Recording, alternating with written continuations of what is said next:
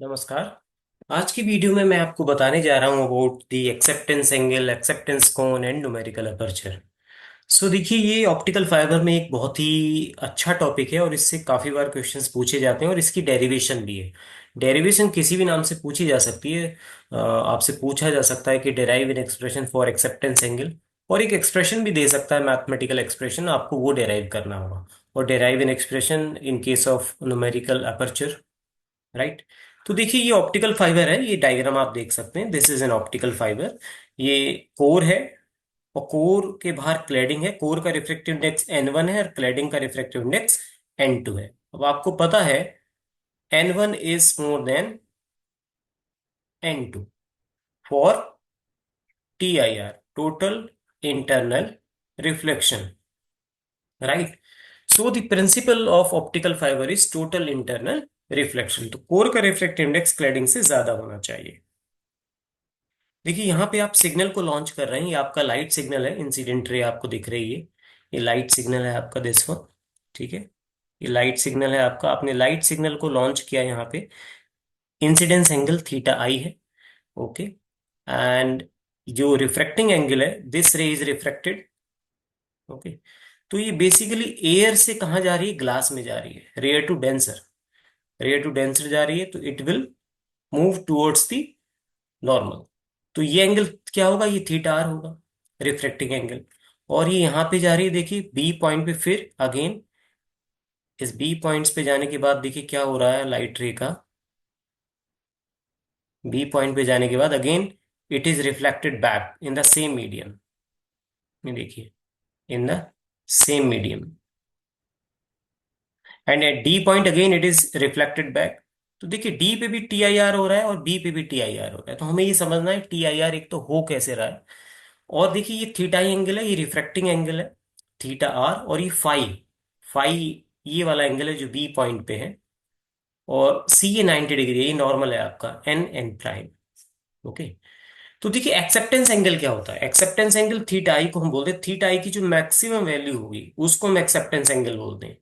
So the maximum value of this external angle eight which the light signal entering the core and follow the total internal reflection। देखिए, theta I की value अगर आप change करेंगे तो accordingly phi की value change होगी, and phi की value will decide कि टी आई आर होगा या नहीं होगा।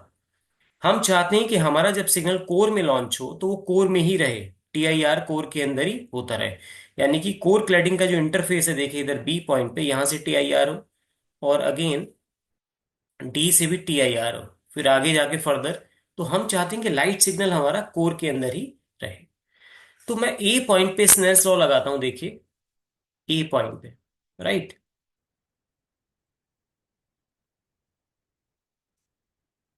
सो फ्रॉम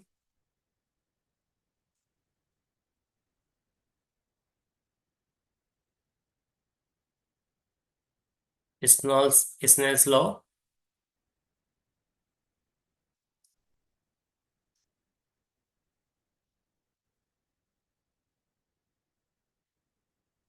स्नेल्स लॉ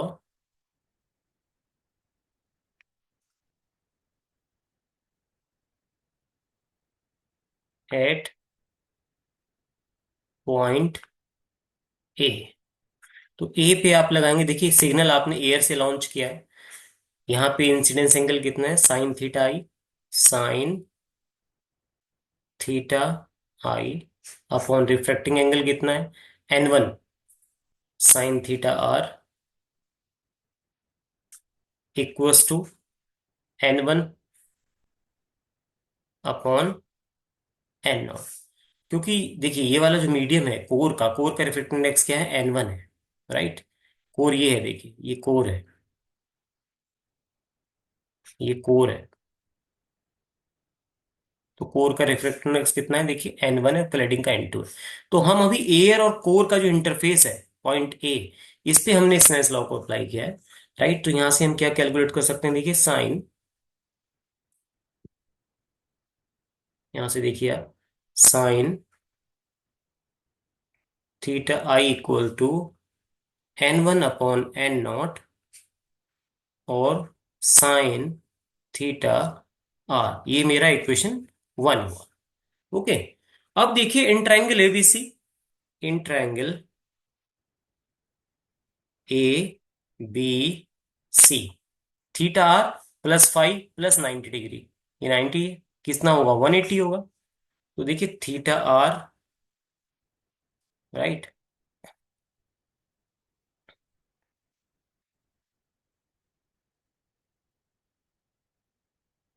तो ये होगा theta R plus five plus 90 is equal to, तीनों का सम कितना होगा 180 डिग्री। ये थीटा आर है देखिए, ये फाइव और ये 90 डिग्री, तो तीनों का सम 180 डिग्री होगा। तो यहां से हम थीटा आर की वैल्यू निकालेंगे। देखिए थीटा आर यहां से कितना आ जाएगा, ये आ जाएगा देखिए 180 माइनस 90 प्लस फाइव, यानी कि किसके बराबर आ जाएगा 90 माइनस फाइव। ये थीटा आर की वैल्यू है 90 माइनस फाइव, इक्वेशन टू हुआ ये आपका। Okay. So theta R finally कितना आया 90 माइनस फाइव, इक्वेशन टू। तो अब इसको आप यहां पे रखेंगे इक्वेशन वन में, तो आपका इक्वेशन वन क्या हो जाएगा देखिए, साइन थीटा आर को आप रिप्लेस कर देंगे 90 माइनस फाइव से। Now equation one, sine theta I is equal to n1 upon N naught, और यहाँ पे क्या था देखिए sine theta R, theta R को आप लिखेंगे 90 माइनस फाइव, राइट। तो ये हो जाएगा देखिए sine theta I equal to n1 upon N naught, and this is cos five, equation number three. Okay, equation three है। अब आप देखिए बी पॉइंट पे, आप चाहते हैं बी पॉइंट पे टी आई आर हो। टी आई आर की दो कंडीशन होती हैं क्या, एक तो the light should, the light ray should travel from denser to rare medium. तो कोर से अगर आप क्लैडिंग की बात करेंगे तो एट पॉइंट बी तो ये लॉ फॉलो हो रहा है। और दूसरा द एंगल ऑफ इंसिडेंस, यानी कि यहाँ पे जो एंगल है वो इन दोनों मीडियम के लिए जो क्रिटिकल एंगल है उससे ज्यादा होना चाहिए, राइट। अब देखिए यहाँ पे मैं आपको बता रहा हूँ फाई को हम कैसे फाई से लिख सकते हैं। थीटा आई की आप ऐसा रखें देखिए, theta I equal to theta i maximum when phi equal to phi C.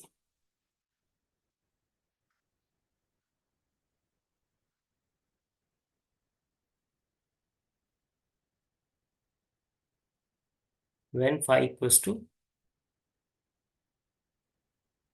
Phi c, ये यानी कि ये वाला जो एंगल है क्रिटिकल एंगल की, देखिए हो क्या रहा है बी पॉइंट पे, देखिए बी पॉइंट पे यानी कि कोर क्लैडिंग के यहाँ की मैं बात कर रहा हूँ, यहाँ की, ठीक है।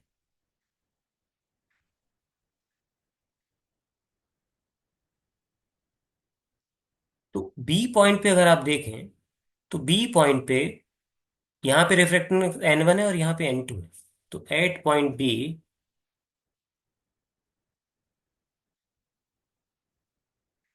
अगर आप स्नेल्स लॉ को लगाते हैं तो देखिए ये कुछ इस तरह का है, ये है आपका,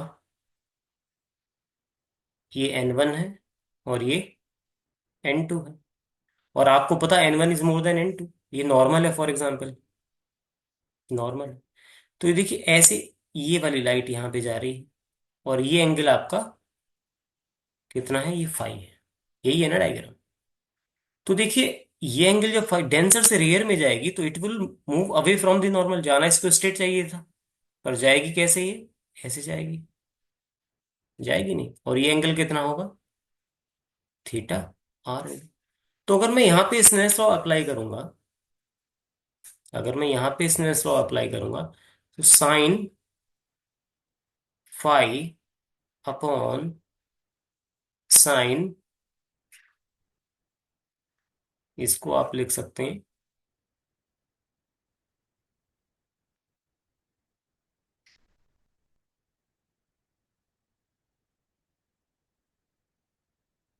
ये फाई से ही डिनोट करेंगे, तो इसको फाई आर लिख देना, sine phi R is equal to N2/n। तो देखिए फाई को आप और ज्यादा बढ़ाएंगे तो ये हो सकता है नेक्स्ट डायग्राम में आपको ऐसा दिखाई दे। ये आपका नॉर्मल है, आपने अब फाई को और ज्यादा बढ़ा दिया, ऐसे कर दिए, तो ये तो फाई है आपका, राइट, ये फाई है। तो ये अब देखिए पहले, अब ये यहाँ पे जाएगी इधर, तो जो इंटरफेस है उसकी बाउंड्री पे जाएगी, ये ग्रेज करेगी, तो ये अब एंगल कितना हुआ, ये हुआ 90 डिग्री। तो ये जो एंगल है फाई, ये अब किसके बराबर हो जाएगा, ये फाई सी के बराबर हो जाएगा, यही क्रिटिकल एंगल होता है। तो ये इसकी क्रिटिकल एंगल इसको क्यों बोलते हैं, देखिए ये एक लिमिट हो गई। अगर अब आप इस इंसिडेंस एंगल फाई की वैल्यू अगर फाई सी से ज्यादा बढ़ाएंगे तो नेक्स्ट स्टेप में क्या होगा, ये फिर वापस आ जाएगी, जिसको हम क्या कहते हैं, TIR। तो जो तीसरा होगा वो कुछ इस तरीके से होगा, देखिए अगर आप और ज्यादा बढ़ाएंगे,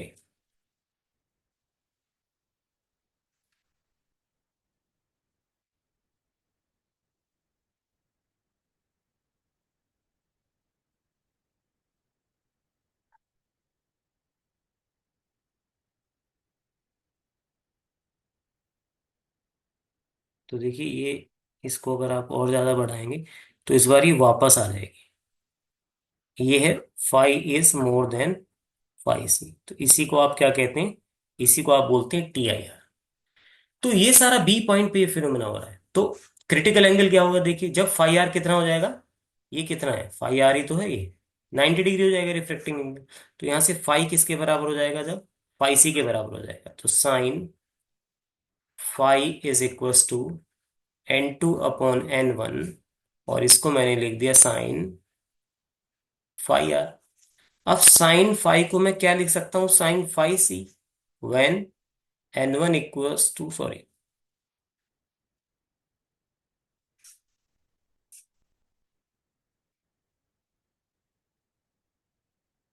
N2/n1, और फाई आर को अगर आप 90 रखते हैं तो 1 हो जाएगा। तो ये देखिए क्रिटिकल एंगल का फार्मूला आपको मिला है।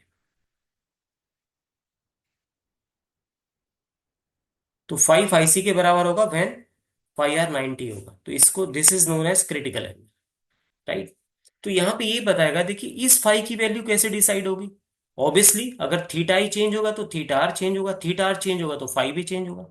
तो थीटा आई की वो मैक्सिमम वैल्यू हमें, जब हम सिग्नल को लॉन्च कर रहे हैं कोर के अंदर, तो हमें इंसिडेंस एंगल जो है थीटा आई, इसकी मैक्सिमम पॉसिबल वैल्यू क्या हो सकती है वो हमें ध्यान में रखना पड़ेगा, ताकि सिग्नल इसके अंदर जाए, कोर के अंदर, बी पॉइंट से वापस सेम में कोर में ही वापस आ जाए, डी पॉइंट पे अगेन सेम कोर में ही वापस रहे, TIR होता रहे। तो इसीलिए वो मैक्सिमम वैल्यू थीटा आई की जो होगी, वो मैक्सिमम वैल्यू कब होगी, when phi is equals to phi c के होगा। तो ये इक्वेशन क्या चेंज हो जाएगी अब आपकी, इसको हम लिख सकते हैं, देखिए sine theta I equals to N1/n0, और इसको मैं लिख सकता हूं कॉस फाई सी। अब हमने पहले ही कैलकुलेट कर लिया साइन फाई सी कितना होगा, अब यहाँ पे देखिए आप, नेक्स्ट,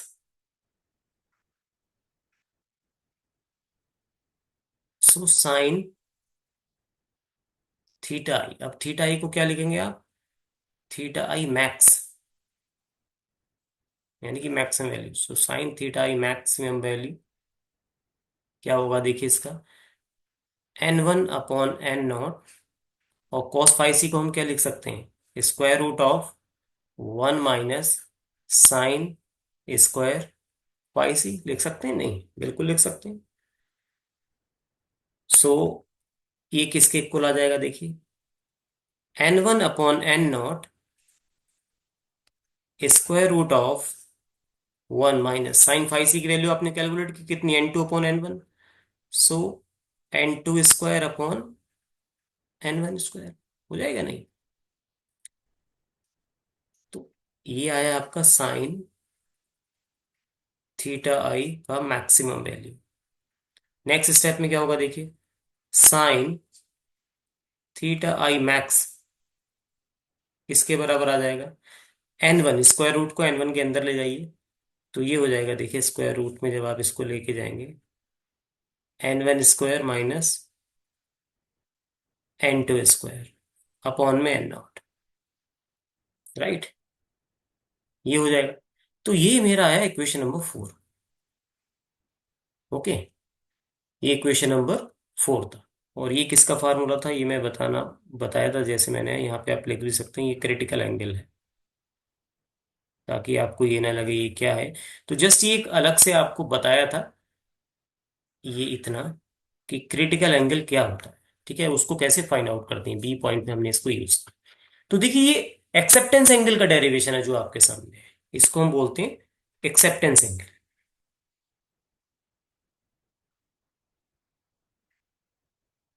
और इसके और फॉर्म हो सकते हैं, देखिए और क्या हो सकता है। अगर मैं यहाँ पे थीटा आई मैक्स निकालूं तो साइन इनवर्स आ जाएगा इधर। तो theta I max, incidence angle की मैक्सिमम वैल्यू क्या होगी, sine inverse square root n1 square minus n2 square upon n0। तो ये एक्सेप्टेंस एंगल का फॉर्मूला आपको मिला। राइट, तो ये देखिए यहीं से आया है, इसी से। तो ये हुआ मेरा इक्वेशन नंबर 5। क्योंकि सिग्नल आपने एयर से लॉन्च किया, तो n0 कितना होगा फॉर एयर। ऑब्वियसली अगर आप एयर से सिग्नल को लॉन्च कर रहे हैं तो n0 की वैल्यू कितनी होगी, 1 होगी। तो उस केस में ये कितना हो जाएगा, theta I max is equals to sine inverse n1 square minus n2 square. Right,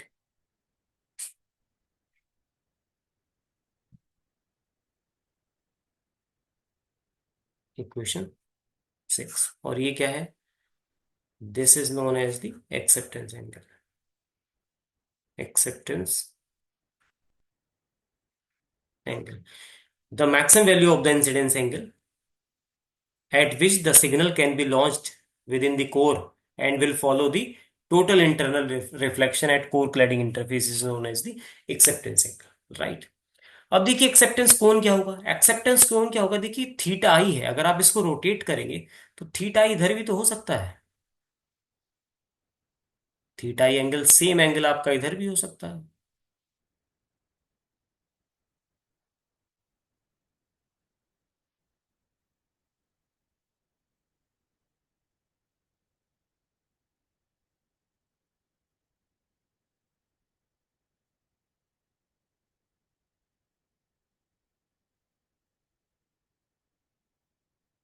ये थोड़ा सा,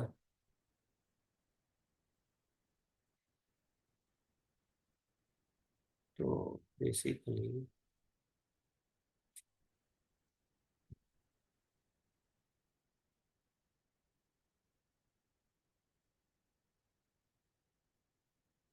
यहां से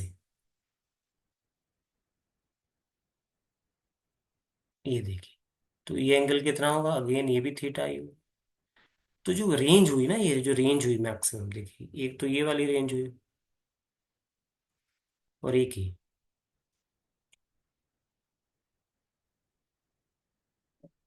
तो ये देखिए लिमिट हो गई है, अगर आप 2 थीटा आई की रेंज में सिग्नल को लॉन्च करेंगे तो वो TIR को फॉलो करते हुए कोर के अंदर ही रहेगा, क्लैडिंग में एंटर नहीं करेगा। तो इसको हम बोलते हैं acceptance cone. This is known as acceptance cone. Right, so acceptance cone is the range of incidence value of maximum incidence angle, or you can say that acceptance cone is the limit in which the signal can be launched inside the optical fiber। Okay, तो acceptance कोन एक limit हो गई, इसको हम acceptance कोन बोलेंगे, किसको, ये जो पूरा एंगल होगा ये 2 थीटा आई, 2 थीटा आई की मैक्सिमम वैल्यू। अब न्यूमेरिकल अपर्चर क्या होगा, देखिए न्यूमेरिकल अपर्चर, न्यूमेरिकल अपर्चर ये बड़ा सिंपल है। देखिए ये क्या बताता है, देखिए light gathering capacity light gathering capacity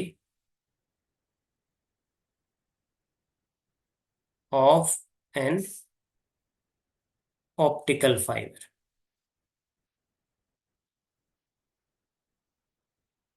तो किसी भी ऑप्टिकल फाइबर की लाइट गैदरिंग कैपेसिटी को न्यूमेरिकल अपर्चर कहते हैं। अब इसके और कैसे डिफाइन कर सकते हैं हम इसको? साइन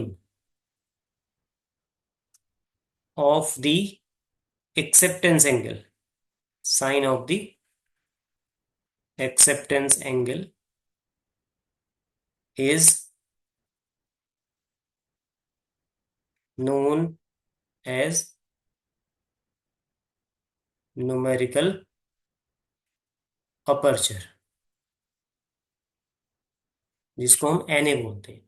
तो देखिए एनए का फार्मूला क्या होगा फिर? Sine of the acceptance angle, acceptance angle क्या? थीटा आई की मैक्सिमम वैल्यू, इसी को तो एक्सेप्टेंस। और उसका एक्सप्रेशन क्या होगा? अगर इसको इधर ले आए साइन थीटा ही हो जाएगा। तो उसका एक्सप्रेशन क्या हो जाएगा? Square root of n1 square minus n2 square. तो ये देखिए अब आपके पास ये एक्सप्रेशन आ गई na की।